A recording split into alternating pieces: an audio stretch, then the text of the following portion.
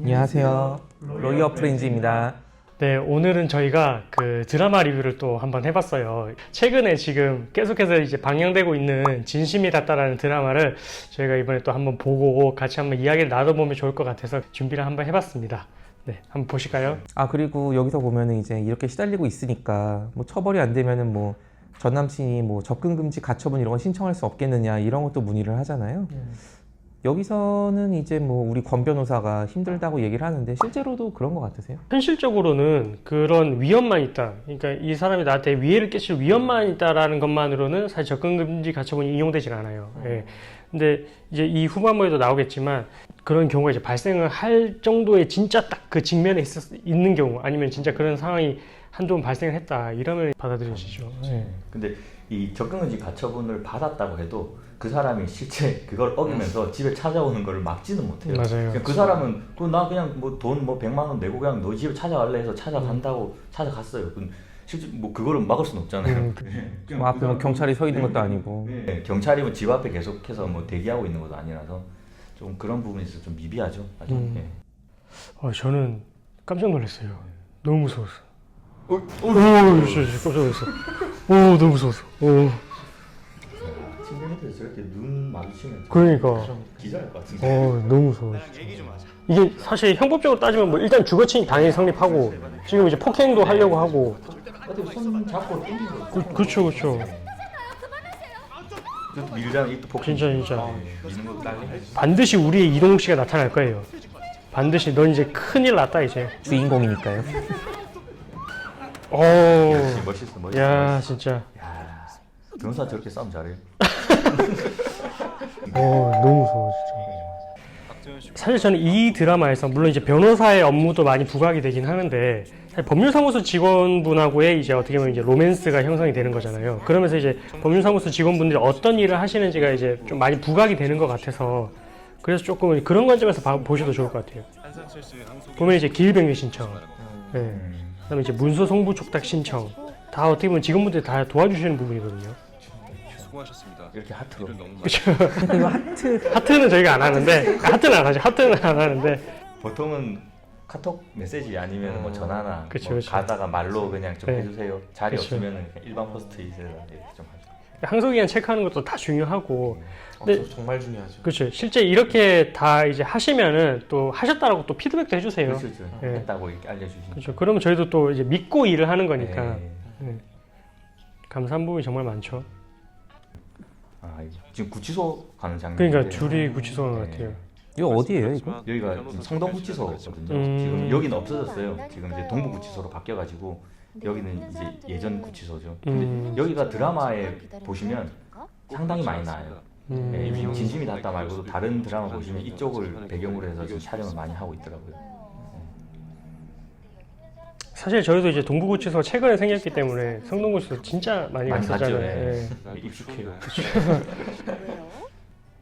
이 기결수 미결수 이야기가 나오는데 한번 좀 정리 좀 한번 해주시겠어요? 이게 어떤 경우에 구치소에 있고? 구치소에는 이제 보통 이제 미결수만 있고요. 음. 이제 교도소에는 기결수 플러스 미결수도 있어요. 아니, 기결수 미결수가 뭔지 좀 얘기해 줘야 되는 거 아니에요? 설명 좀 돼야 되나? 네, 쉽게 말하면 기결수는 이미 형이 확정돼가지고 이제 징역을 사는 사람들, 미결수는 현재 재판 진행 중인 사람들 그렇게 보시면 돼요. 예. 그러니까 뭐 예를 들면 1심 재판을 하고 나면 이제 항소심을 할 수가 있잖아요. 네. 그럼 항소심까지 계속 이제 재판을 받아야 되는 사람이면 1심 판결만 받았다고 해도 미결수예요, 아직. 확정이 안 됐으니까. 그렇죠. 예. 예. 근데 이제 뭐 항소심까지 끝나고 더 이상 재판 하지 않겠다, 상고심 하지 않겠다 이렇게 하면 이제 기결수가 되고 되는 거죠. 예. 상고심까지도 하겠다. 그래서 상고심에서 상고 기각 판결이 났다. 그럼 이제 또 기결수가 되는 거고. 예. 사실 이제 교도소 가면 또 일하잖아요, 일. 노역. 예, 노역하잖아요. 또 구치소는 또 노역은 또 없고 예. 또 그런 점이 또 좀 차이가 있고. 접견 차이도 있고요. 그렇죠. 예, 접견 횟수 차이도 있고. 법정신이고 여기 보면 일반 사람들 막 앉아 있잖아요. 네. 이게 이제 국민참여재판. 국민참여재판. 사실 국민참여재판 대상 사건인 경우에는 재판장이 먼저 물어보세요. 그렇죠. 국민참여재판을 할 거냐. 원하냐? 예. 그걸 묻지 않았을 때는 또 다시 절차를 또 시작을 해야 돼요. 위헌성을 치유를 해서. 이러면서 이제 공소사실을 지금 낭독을 하고 있고 처음에 이제 검찰이 공소사실 낭독하죠. 근데 실제 국민참여재판에서는 이렇게 검사가 나와서 이렇게 퍼포먼스를 하는 경우가 있어요. 변호인도 마찬가지고. 왜냐하면 배심원들을 네. 설득을 해야 되니까. 근데 그 배심원들 평결이 효력이 있나요? 그게 뭐 기속력까지는 없어요. 이제 재판장을 기속한 그런 힘까지는 없는데 하나의 어쨌든 그래도 이제 참고자료. 그렇죠. 예. 네. 실제 뭐 기사 봐도 배심원들은 뭐 유죄라고 했는데 판사가 보고 무죄로 하거나 아니면 배심원들은 무죄라고 했는데 판사가 유죄로 하는 경우 이런 기사 가끔씩 뜨잖아요. 맞아요. 최종 권한은 그럼 이제 판사님이. 예. 사실 여기서 보면 이동욱 씨가 정당방위에 관한 이야기를 하는데 외국과는 달리 정당방위가 인정된 내가 우리나라에는 거의 없어요, 진짜로. 예. 거의 없고 사실 이런 경우에도 물론 이제 뒤에 이제 내용을 보시면은 물론 이제 범죄가 다른 방식으로 이제 그렇게 흘러가게 되는데 근데 사실 정당방위로 이제 이 사건을 풀게 되면 과잉방위가 인정이 될 가능성이 많아요. 그러니까 죄는 인정이 되고 대신 너의 방위 정도가 좀 초과를 한 거죠. 그렇죠. 이제 그러면 이제 범죄는 성립이 되고 양형에서만 이제 참작이 되는. 남편이 때리면 이제 적당히 막는 정도만 해야 이제. 그렇죠. 우리 그런 판례도 있었잖아요. 그 시칼로 이제 뭐 비슷해요. 시칼로 이제 남편을 찌르는 사건이었는데 그것도 살인죄는 인정이 됐죠. 그렇죠. 과잉방위로 해서. 이게 절차가 약간 왔다 갔다 하는 왔다 게 갔다 있는데 통상적으로 피고인에 대해서 저렇게 물어보고 하는 게 피고인 신문이라고 하는데 피고인 신문은 보통 제일 마지막에 맞아요. 하거든요. 이제 절차상 제일 마지막. 증신문 다 끝나고 그쵸. 난 이후에 그 이후에 구형을 하게 되고. 정신감정 그러니까 정신과 진료를 했던 이제 전문의를 이제 증인으로 이제 이런 경우도 예외적인 뭐 아주 예외적이라고 볼 수는 없고 뭐 불러서 하나의 참고 자료 삼을 수 있을 것 같아요. 예. 그래서 이 경우에 지금 정신과에 관한 이야기를 하니까 뭐 심신미약 아니냐 행동에 대해서 이제 심신미약 아니냐 저희가 이제 이 주제는 또 한 번 또 다룰 거예요. 예, 심신미약은 따로 이제 다루기는 할 텐데.